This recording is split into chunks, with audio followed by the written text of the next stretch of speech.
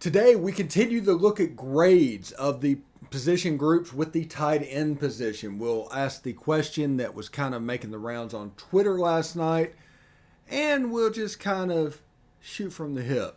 Anyway, this is the Locked On Ole Miss podcast. You are Locked On Ole Miss, your daily podcast on the Ole Miss Rebels. Part of the Locked On Podcast Network, your team every day.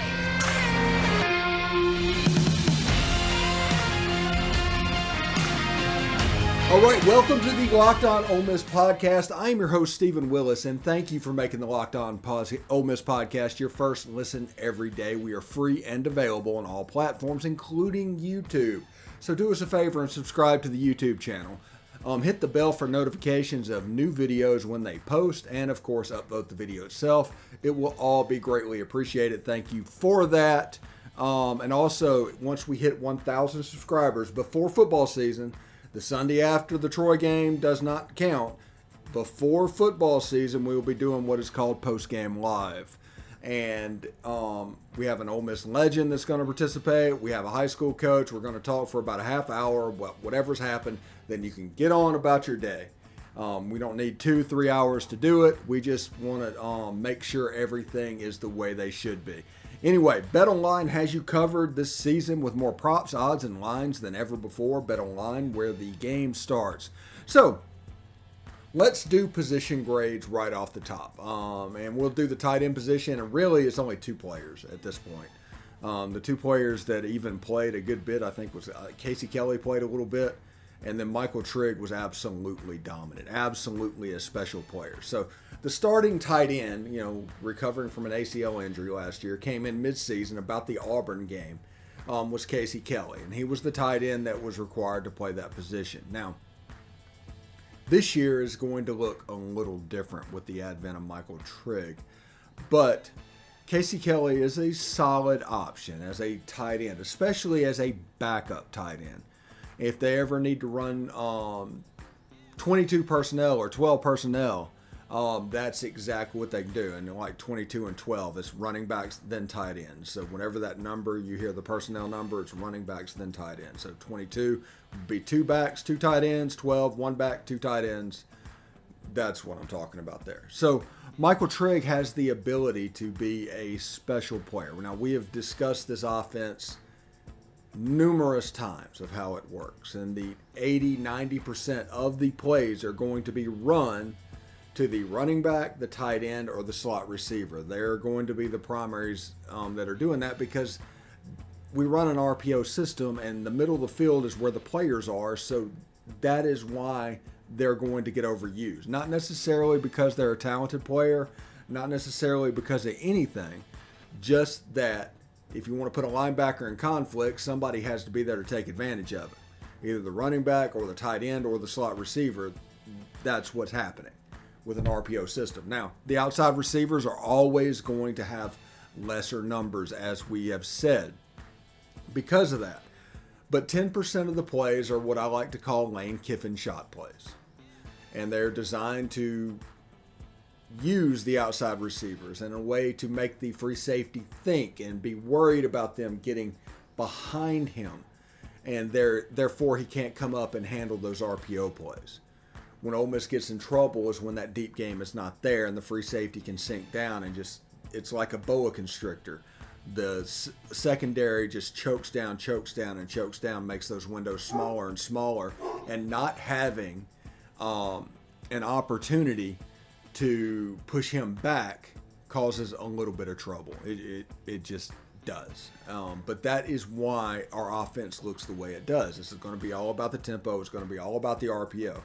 So we're going to have a quarterback that makes decisions on that RPO. And one advantage that Ole Miss is going to have, whether it's Luke Altmyer or Jaxson Dart, whoever playing quarterback behind the team, your RPO is either going to be Zach Evans or Michael Trigg in most cases.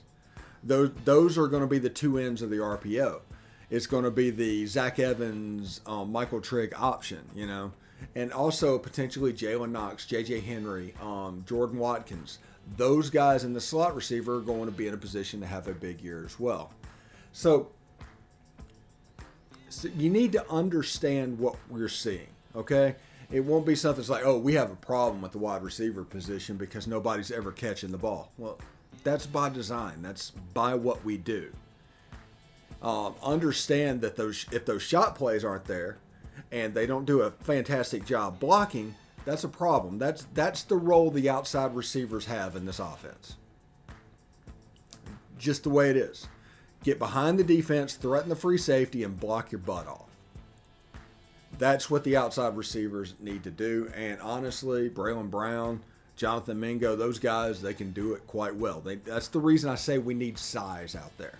Last year, towards the end of the year, whenever you're lining up as an outside receiver, Jacour Pearson, you have a little bit of a problem there because he's 5'6", 150 pounds, soaking wet.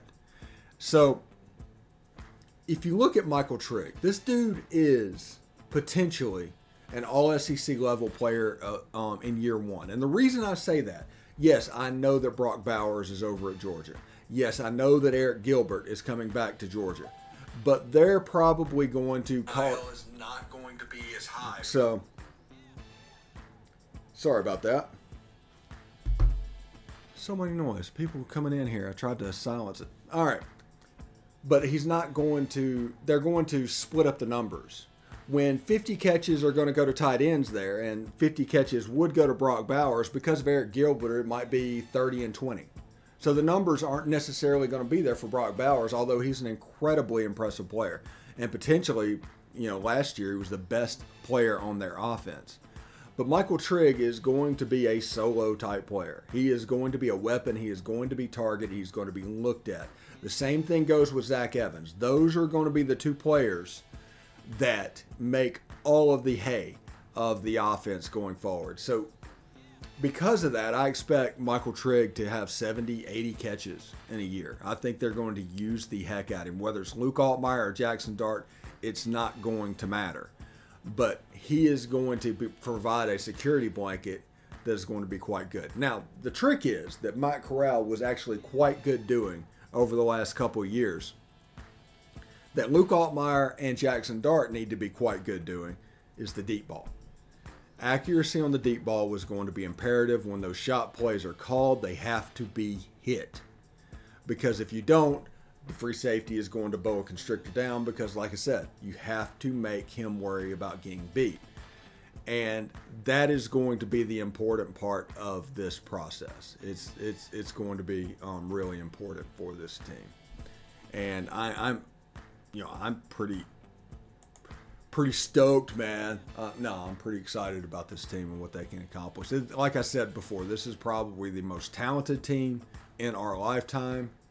But it's one thing to be talented. It's quite another to be good. And they have to take and do the things necessary to be good. And that includes to be the top point that they want to be. That they want to hit all their season. They want to go to the playoff next year, okay? Jaxson Dart needs to pick up how to run the offense. Just run the offense. Don't go out there and play street ball. Don't do anything. Don't try the deep shots. Put the swag to the side. Just run the offense. Because when he does that, it's unbelievably smooth. And that offense is very, very underrated is what they can do. Because then all of a sudden you have the triumvirate of Dart, Zach Evans, and Michael Trigg, which I think we're going to end up there. I really think that the spring game is going to be a wake-up call for Jaxson Dart, because if he's not, Luke Altmyer is going to win the job. But if the light comes on and he starts to play the position and he uses the fall camp practices to get to the level that he needs to get to, I think Ole Miss's offense has a chance to be really, really good, as opposed to Luke Altmyer, which can only make the offense really good. Because I think the ceiling's a little bit higher with Jaxson Dart. But Luke Altmyer can do the job, and you can win a lot of games. I'm not going to put a win total on both of them quite yet, but we'll see how it looks. I think there might be a game difference between the two. How about that? I won't put a win total, but I'll say there's probably a game difference between a high-level Jaxson Dart, a Luke Altmyer, and then probably a two-game difference between Luke Altmyer and low-level spring training, what we saw in the Grove Bowl, Jaxson Dart. So we're talking about Jaxson Dart has 3 games worth of improvement.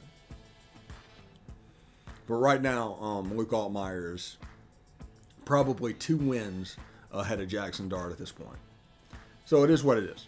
Anyway, BetOnline is your number one source for all of your betting stats and sports information. Find all the latest sports developments, league reviews, and news, including this year's basketball playoffs and the start of the Major League Baseball season. BetOnline is your continued source for all of your sports wagering information, from live betting, playoffs, esports, and more. Head to the website today or use your mobile device to learn more about the trends and action. BetOnline, where the game starts.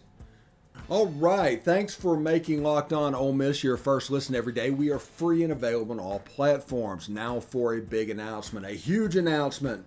For the first time ever, tonight, Locked On is hosting live coverage of the 2022 NFL Draft from our studios in Dallas, with pick-by-pick analysis from our local team of expert and draft gurus.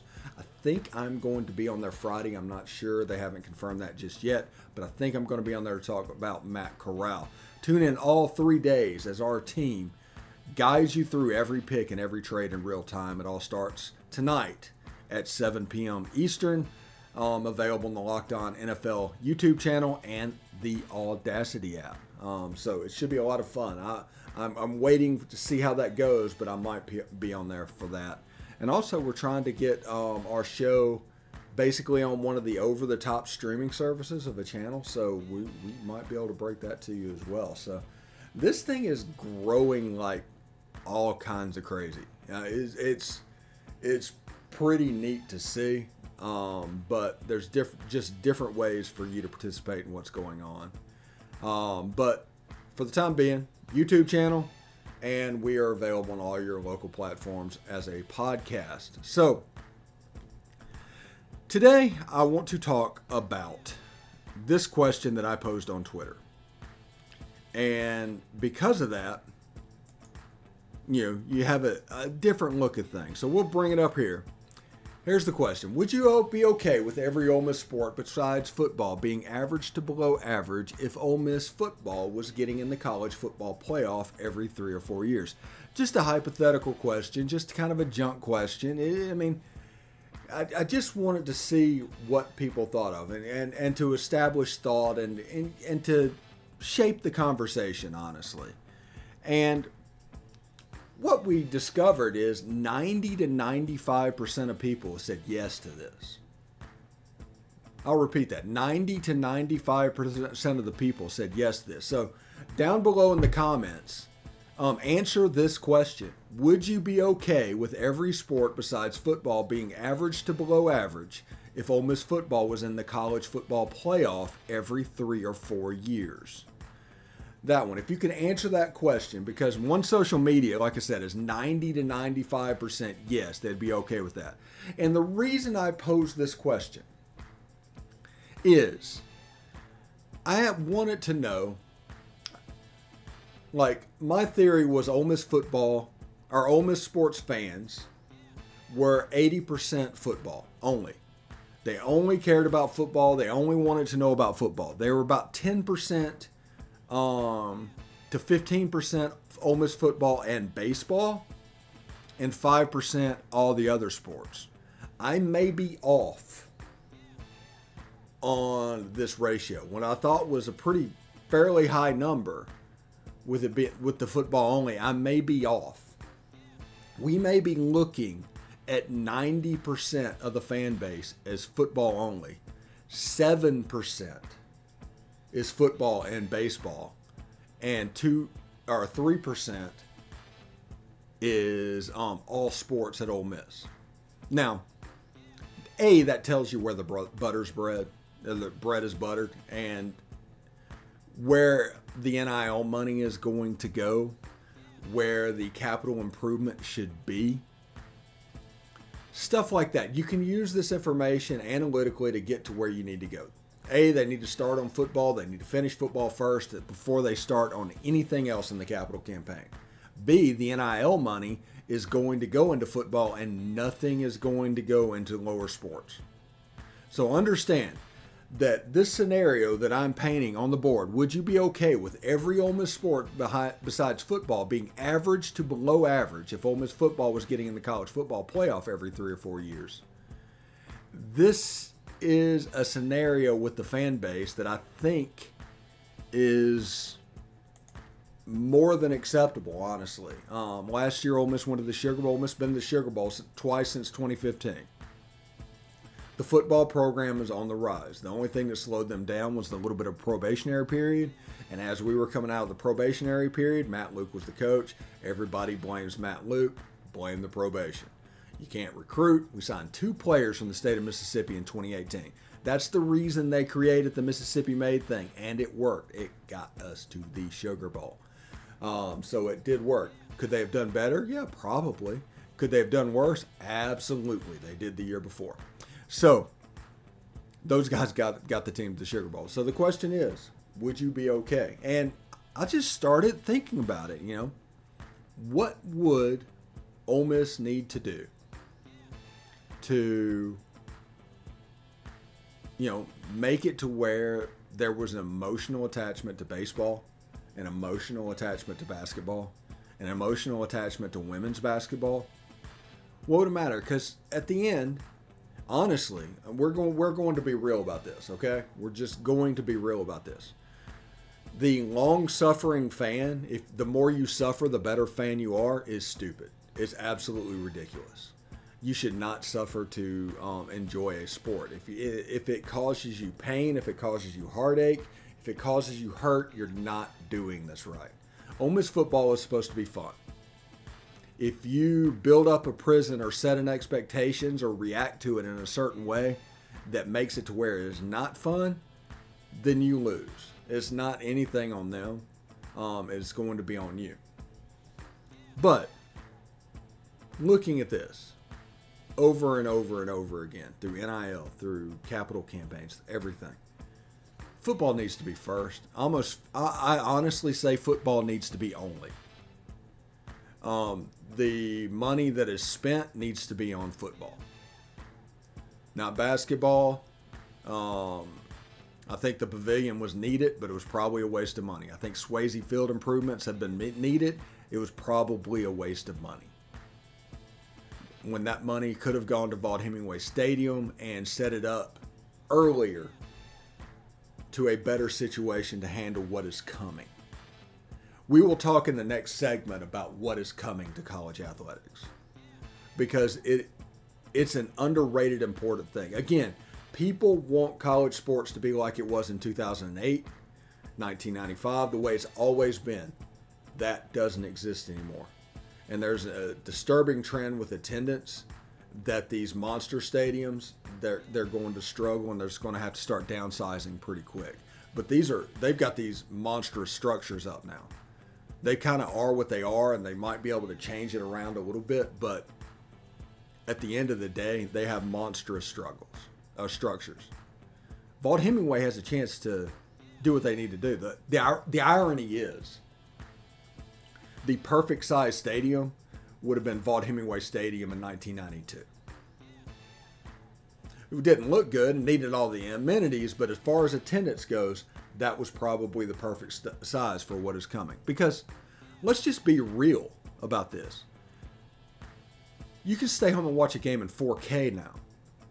You don't have to deal with traffic. You don't have to deal with 3 hours worth of travel. Remember, fan base is in Memphis, it's in Jaxson, it's on the coast.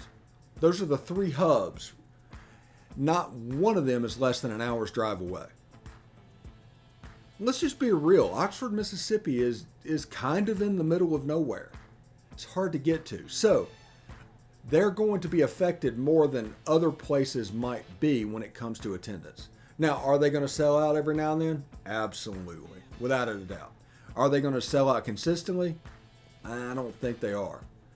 Are they looking at, in the very, very near future, averaging somewhere between 52 and 55,000 a game? Yep.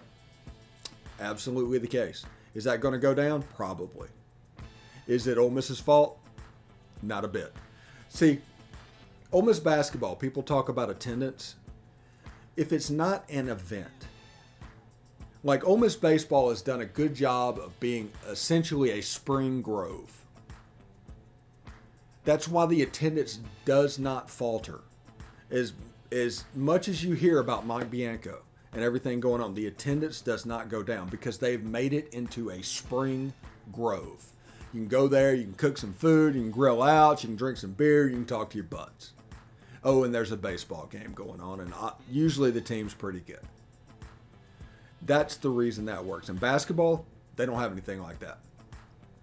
So they are legit fighting now. It's like, okay, Ole Miss's basketball team is not good. It's not elite. It's never going to be. Am I going to drive from Memphis or Jaxson, or am I going to turn on the SEC network? They're turning on the SEC network right now, and they're watching the game because you can see every game. If it's not an event, people aren't going to show up. People are going to go to the Grove. People are going to go to the baseball stadium because it's like a spring grove. But they're not just going to show up to watch a game anymore. Too many things to do. Too easy to see the game. So TV money is inch by inch becoming more important. We get more TV money now than we had for our total athletic budget when I was the video coordinator at Ole Miss in 2006. 15 years. More money. Significantly more money, actually. So remember that donations and the fan and attendance is going down less and less in importance because there's different ways you can get that money. Now, everybody wants more and more and more and more and more. We've proved 15 years ago that you can operate an athletic department with this number of sports on less money than we just get from TV. So understand it. Now, we did things like Pete Boone made me basically reuse tapes and justify exactly why a tape order was being made and catalog exactly what it was for and why can't we record over something else. That all happened whenever the money was down. But that's not necessarily a bad thing. Being extremely frugal is not necessarily a bad thing. If you spend more than you got, you're going to get in trouble. You're going to end up like Southern Miss hit. So, anyway, when we come back, we are going to talk about the future of college sports right here after these short breaks. All right, thanks for making the Locked On Ole Miss podcast your first listen every day. We are free and available on all platforms, including iTunes. So don't forget to rate and review us on iTunes. Give us a 5-star review. You can say whatever you want. You can say Steve's an idiot. You can say that Steve doesn't know what he's talking about. I wish he would do this. I wish he would do that. Say whatever you want to. Just give us a 5-star review because it'll help others find the podcast in the future. And we kind of like talking to them. Also, tell your buddies about it. YouTube-wise, and have them subscribe to the channel and everything's going on.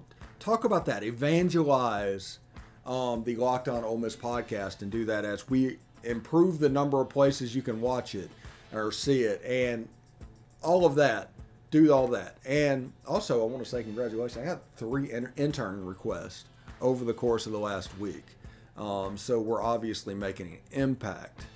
So I'm pretty happy about that. So let's go into the third segment and talk about exactly where college sports is going to end up. We're going to spend about 5 minutes on this and get out of here. So just bear with me a little bit while I get on the soapbox. College sports is not in a decline. Okay, let me say that again. College sports is not in a decline. College sports is as important as ever. College sports also is in a attendance decline. Well, Steve, you just said that college football is not in decline, but the attendance is down. Right. And that will continue. People are not going to spend, like if you go to an Ole Miss football game, which is an event, they're always going to have people there because of the growth. The same thing's going to happen on the baseball side with the spring baseball. But people that just go to the games, and that's the difference between 40,000 in attendance and 55 in attendance. That 15 is the people that's just going for the game. And let's say they go from Jaxson. They got tickets to it. And you have to drive 2.5 hours up there. You have to get there a little bit early.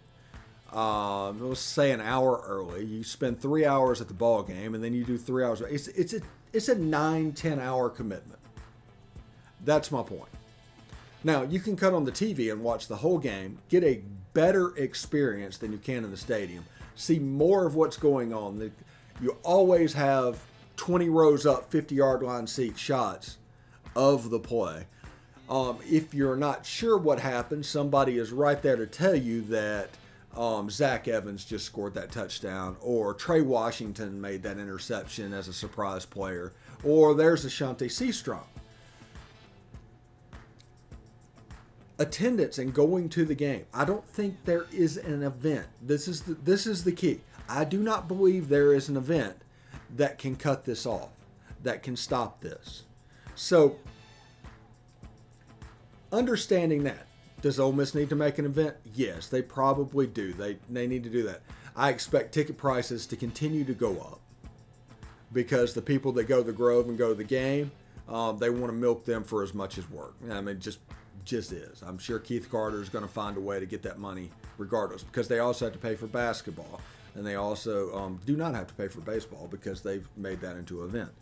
They need to figure out what to do in basketball to make that an event.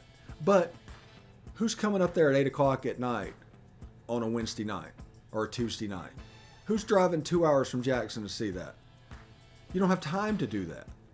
Getting back at 1 or 2 o'clock in the morning and have to go to work the next day. You can't do that. So the attendance for basketball is never going to be what it should be. People's like, well, what about Rob Evans and what about Rod Barnes back in the day? Yeah, they had the Tad Pad rocking, and they sold out a lot of games. But you know what? That was a different era. That was before every game was visible on TV in 4K or HD. There's no lines to the bathroom. Concessions are completely free, and no lines there. Your seat, top level seat. So this is the problem that college sports and professional sports is going to have. They're going to have things with amenities to make they have the event, get them into the stadium, but the amenities need to be there. So you're going to see them build club levels like crazy. People talk and bitch about the seats in the south end zone. Yeah, they're there to stay, and they might expand because those are the people that the money is going to be made from attendance in the future. The random, hey, I picked up a couple of tickets off of, StubHub. You want to go to a game this weekend? That's almost done. That's almost passed. And don't forget, in the age of NIL, which eats up and sucks up all the oxygen in the room, capital campaigns are going to struggle. I've heard rumors that Champions Now is not doing extraordinarily well. I mean, they're chugging along. That's a big number, but NIL is taking the air out of that balloon. And there's nothing really you can do about that. I tried to tell y'all in a video back in January, this is the same money. This is not extra money. That's the big thing that people that are sports fans want to think. This is all extra money. No, it's the same money. If you were getting $5,000 from somebody and NIL comes there, if NIL is getting $5,000, you're not getting a cent. So eventually universities and NIL collectives are going to be competing against each other for money. I know it's absolutely crazy. But in a situation like Champions Now and the capital campaign, they need that money. It's going to rebuild a side of the football stadium. It's going to modernize Vaught Hemingway Stadium. Absolutely, it's necessary. It's 100% necessary. But people are enthralled with NIL. They're not going to give up a season, as they see it, over a side of a stadium. It's just the way it is. And the way this is going to work. And we did videos in the past about how we recruit and why it's different than A&M or Bama or something like that. So we do things different ways, and here it is. And this is why. But we need that to be good to basically have the interest up in football. Because honestly, if the team is bad, let's say they throw up a 2-spot, I don't think 10,000, 15,000 people in Volume Stadium is out of the realm of possibility. And it's not because of anything going on. It's just because I don't think the attendance matters. And people that constantly try to point to attendance as something meaningful is because you want it to be meaningful, not because it actually is. Every game's on TV in HD. Why put up with that hassle? Basketball is never going to have a good attendance. Whenever Kentucky comes to town, maybe when Auburn comes to town, they might help us fill it up. But even back when Rob Evans was around, the big sellouts and all that happened when Kentucky came to town. It is what it is. Anyway, thanks for making the Locked On Ole Miss podcast your first listen every day. Tune in tomorrow where we talk a little bit about the offensive line grade. Mason Brooks' grandfather is actually on this channel. He actually requested we talked about the O-line. We're going to talk about the O-line tomorrow and get that good to go. Also, I know that you're expecting several guests during the week. I'm sorry about that. I have family obligations and I'm having to record at like 10 o'clock in the morning. So because of that, it takes guests out of the realm of possibility. Sunday, Bill Flowers is interviewing with us. He'll be on Monday's show as well. So now make the second listen, Locked On NFL Draft. Ryan Tracy and former NFL cornerback Eric Crocker bring the NFL Draft to life every day with insight and analysis on college football prospects and NFL front offices. It's free and wherever you get your podcast. Thank you very much. And of course, I will see you tomorrow and peace.